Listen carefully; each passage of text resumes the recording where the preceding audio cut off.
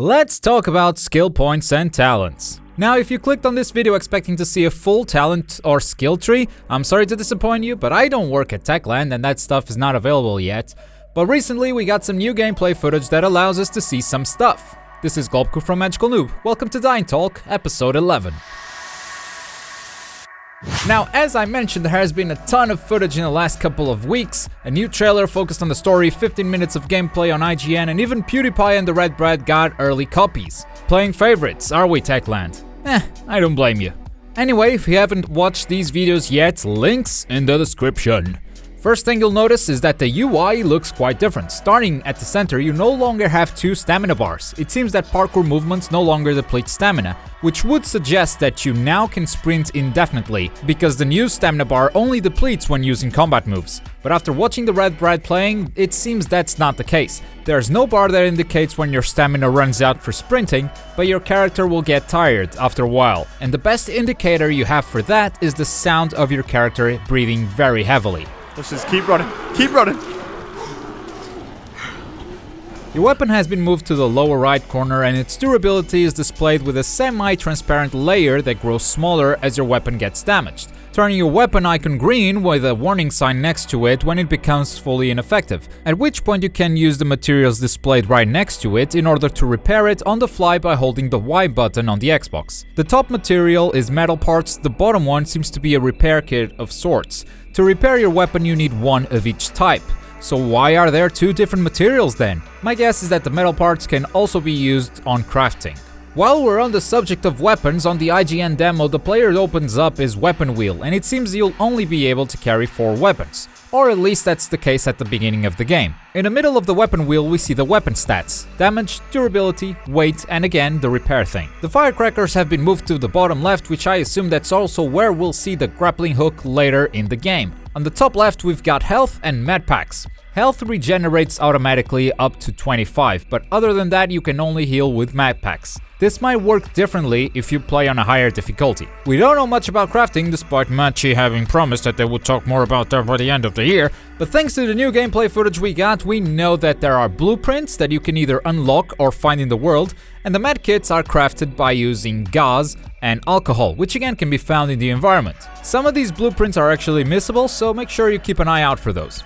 On the top right we have the minimap and your mission objectives, and also if you're being chased during the night you also have your pursuit rank. It works similar to the star rank on Grand Theft Auto. The more stars you have, the more police chases you, but in Dying Light instead of police, it's superpowered zombies. And finally, on the center top of your UI is what we're here to talk about, the skill points.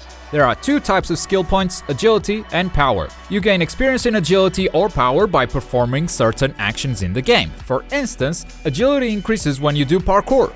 Sprinting and jumping don't seem to earn you any points by themselves unless you're jumping over a gap of some sort, like jumping from one rooftop to the next. And also every time your character climbs something or jumps from a height and lands on an object that saves him from taking falling damage like a car or a dumpster, you can see that you get some experience in agility. Regarding power, everything that's combat related counts. From hitting enemies to actually killing them, all of that gets you experience in power. Once you get enough experience in one of these trees, you level up, and when you do, you can spend your skill point on the respective talent tree. If you got an agility skill point, you can improve your parkour abilities. If you got a power point, you can get better at combat. On the agility skill tree, we can see that the first skill you unlock is dodge, which in turn will unlock the grapple and slide skills. But some of these skills are not connected. It seems that there are 3 central skills that might unlock when you reach a certain point in the story, which then allow you to level up more. After all, you could just grind for experience and become really overpowered before moving forward in the story, so this kind of skill getting is expected.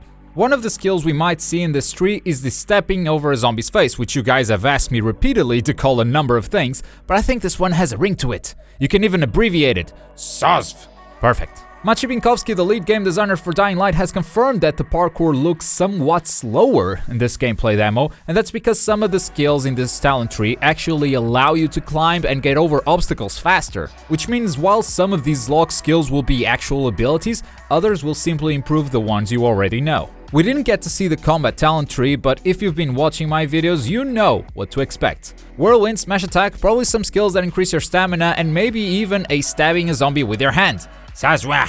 Finally, for those of you who kept a close eye on the footage might have also noticed the third skill tree called the Survivor. Only recently we were able to figure out some stuff about this tree thanks to the latest gameplay videos from the Red Brad. You gain survival levels as you complete quests and not as you perform different actions like the other two skill trees. So far all the talents we've seen are a couple of blueprints, a 10% discount off of vendors, and an upgrade for the backpack space, since you actually have a limited number of slots to stash stuff in your inventory. The survival level also unlocks new outfits for your character. The higher the level, the more options you have. Initially I thought this tree would be related to the Survivor Sense skill that the devs talked about, but it seems that you have that skill from the beginning of the game. Still, it might be possible that it is an upgradable thing through this tree. Another way for you to get survivor points is to survive the night outside of a safe zone. Heck, everything skill related can be earned better during the night.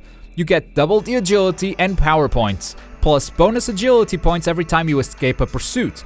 And by surviving the whole night, you get survivor points. So the night seems like a great way to grind for points, but don't forget, it's also extremely dangerous to go out at night. There's very scary stuff out there. Finally, it will be possible to unlock all the skills if you reach max level. It's not one of those games where if you spend some points in this tree, you'll never be able to get all the skills in the other tree, none of that. If you max out your skill level, you'll be able to get them all. And that's pretty much how the skills and talents will work in Dying Light.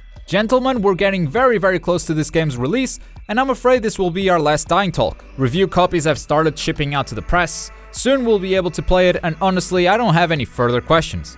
I'm sold, I'm hyped, I'm definitely playing this game once it comes out, and you'll be sure to see some content on this channel once I finally get my hands on it. Techland, send me my goddamn copy already. But I want to give you guys a big thanks. Dying Talk is by far the most popular series on this YouTube channel. You guys have helped me grow quite a bit in these past few months. So I intend to keep doing this sort of videos on other titles, on other games that I'm excited about, and hopefully you'll be excited about them too. Thank you everyone, it's been one hell of a ride. And for the last time, if you have any questions regarding Dying Light, leave them in the comments below and let me know which other games you're excited about. You might help me make up my mind about which series to start next. While you're down there, click the like button and subscribe for more gaming goodness. I've been Glauku, take care everyone, see you next time.